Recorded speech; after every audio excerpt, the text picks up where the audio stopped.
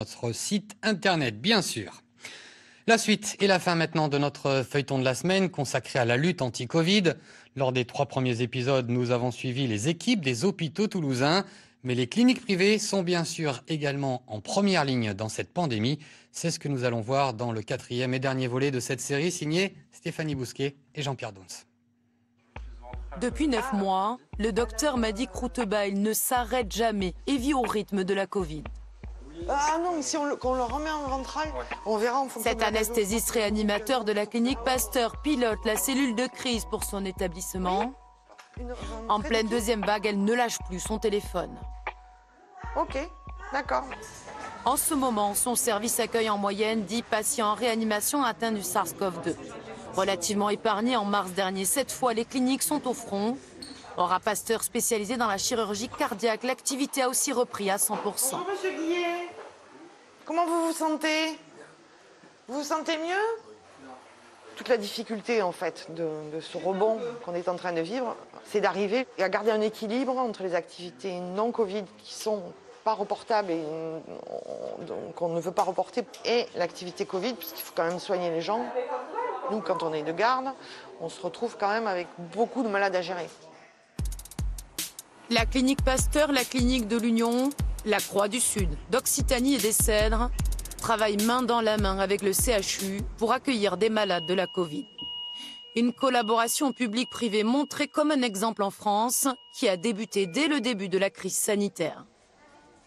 Vraiment, on a pris conscience très rapidement de la gravité de la situation. Voilà. Et on n'a pas eu besoin de pousser les gens ou d'aller chercher les gens. Ça s'est fait naturellement dans un élan de solidarité qui a été fantastique.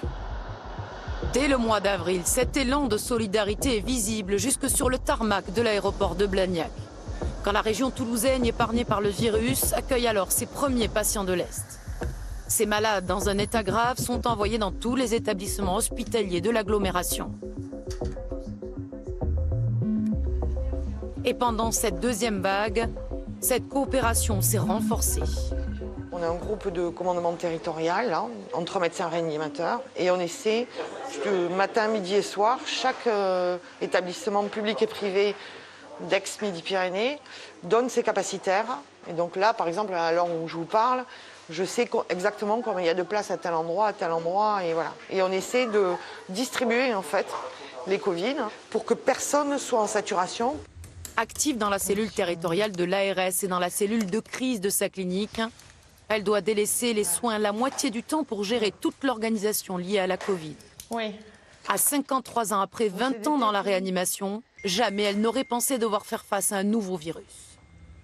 Moi, j'ai fait la formation victime de guerre, j'ai fait l'attentat à flux massif de victimes, j'ai fait le risque nucléaire, comme il y a Golfech, voilà. Mais la pandémie, j'avais pas fait. Personne qu'on était. Non, ça a été la grosse surprise, quoi. D'accord. Il arrive de Toulouse, lui. Beaucoup de travail et les urgences ne sont jamais très loin. Merci. Vous accueillez un nouveau patient? Oui. On vient d'avoir un de plus, oui. Je pense que ça s'agite un peu ce soir. Sa journée de travail va encore se prolonger dans la soirée, car même si cette deuxième vague semble s'essouffler, hier encore 81 personnes atteintes par la Covid étaient soignées sur l'ensemble des réanimations toulousaines. Autre secteur en pointe dans la lutte contre le Covid, les